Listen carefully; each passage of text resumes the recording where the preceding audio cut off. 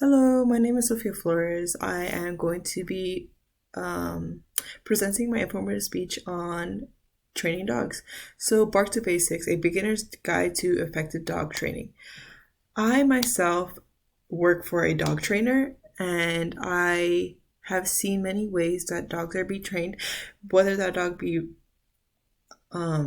reactive or whether that dog be calm.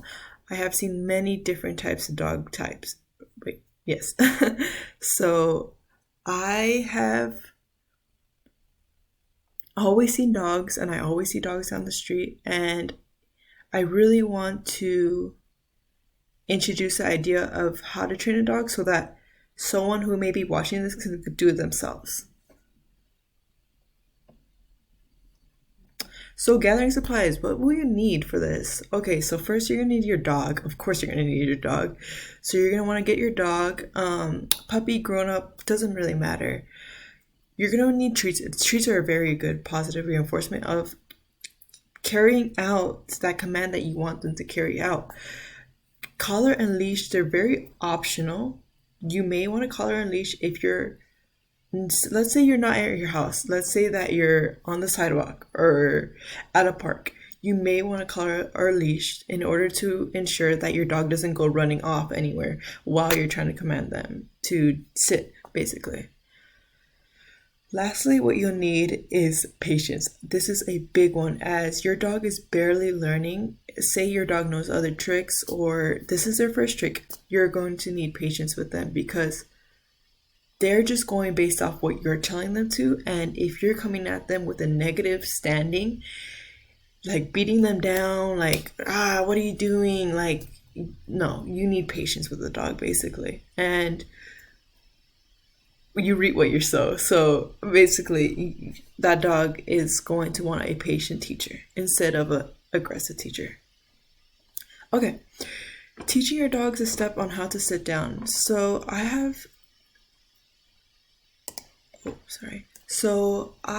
some positive attributes of training a dog. Excuse me.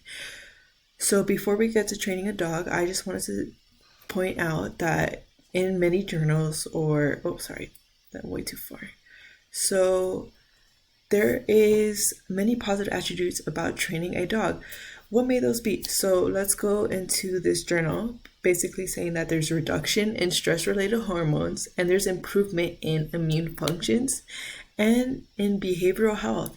That could prove very greatly and beneficial to your dog. If you're having a new dog, you just want to create that bond. And what's the better way to do it than to work with them and train with them and strengthen that bond? So if you have a new puppy, this survival tip may be for you.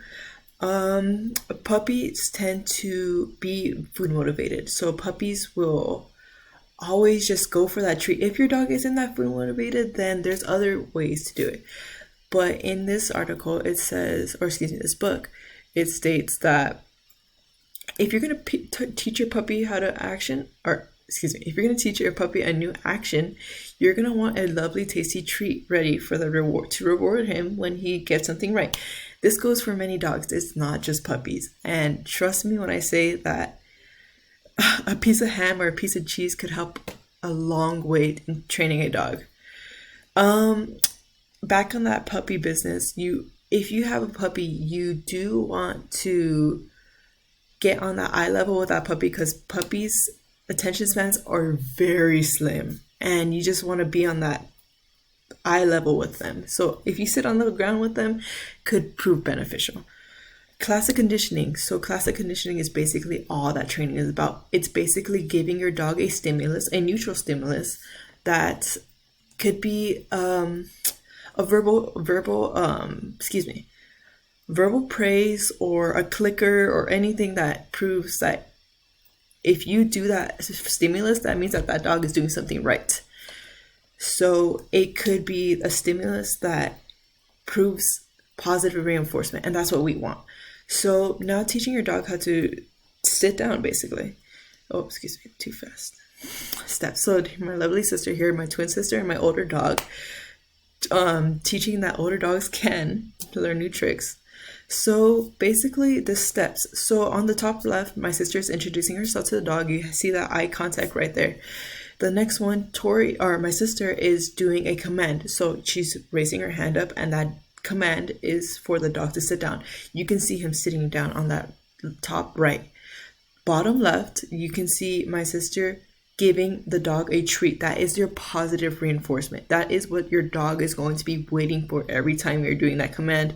And if he does it right, you want to positively reinforce that. And this last one right here, sorry. This last one right here is just more positive reinforcement. A pat on the head, just a pat on the back for that dog. Final tips and takeaways. Oh my goodness, I'm going everywhere, sorry. You just want to do constant rehearsal. So you're just going to do that over and over again. Just get that strength, get that bond going through. Always praise your dog. You just always want to teach your dog that what you're telling him to do is the right thing to do. Never give up. It might be hard, but don't give up. And be patient, because these dogs are learning these things for the first time themselves. Thank you. My name is Sophia Flores, and thank you for taking the time to listen to this presentation. Here's my reference page.